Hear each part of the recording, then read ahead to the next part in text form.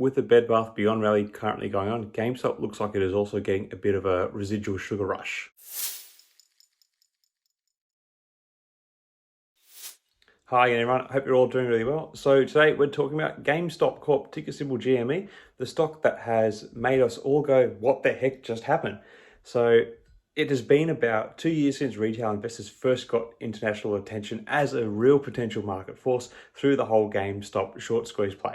And given all that's going on with Bed Bath Beyond stock at the moment, I thought it might be interesting if we take a look at the GameStop stock and make sense of it all, or at least just try to have a look at how things are looking today for the original meme stock heavyweight. So GME stock had a solid day on Wednesday, gaining 7.15% on the day. The jump was probably buoyed by the general better performance by the market as it anticipates the Fed's next inflation report in a bullish manner, and perhaps it was catching some of the magic dust being thrown off by the current Bed Bath Beyond rally, which surged by more than impressive 68% plus 12% more in the aftermarket yesterday. But that's a whole other story. Anyway, as a bit of a quick summary of the GME, in 2021, GameStop reached a peak and then proceeded to give us a roller coaster ride we didn't really ask for, but still seem to be enjoying. But before we get into the nitty-gritty details, let's talk about what GME does, because this is kind of important. They sell video games primarily and all the fun stuff that goes with it, like consoles, accessories, toys, whatever. Think of them as Walmart of gaming, but without the disappointed dad who can't find the right game for his son. Now, getting back to the stock, in 2021, GME became one of the most shorted companies in the US thanks to some market manipulation that made the stock market look like a casino.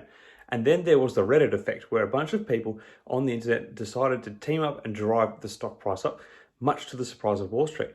Kind of what we might be seeing a bit of happening with Bed Bath Beyond at the moment. It was like a scene out of the movie The Big Short, but instead of Michael Burry, it was a bunch of Redditors with usernames like Papa Smurf 69, the topic of which has recently been turned into a Netflix film.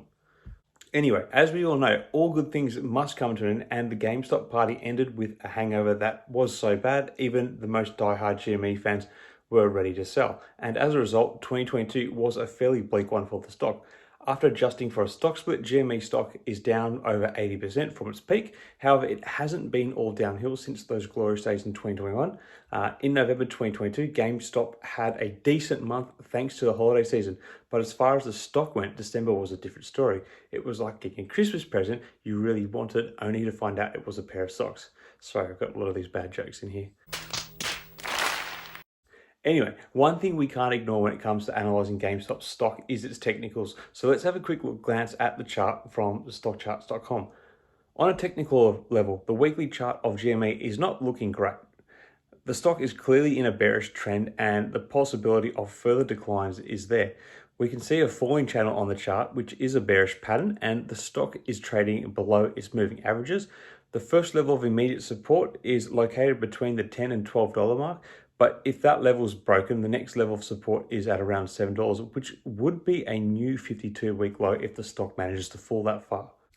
Now, before you say, I don't understand any of that, let me explain. A bearish trend means that the stock is on a downward trend and the falling channel pattern indicates that the stock is making lower lows and lower highs, which is not a good sign. The moving averages are like a roadmap for the stock, and when the stock is trading below them, it's usually a sign the trend is downward.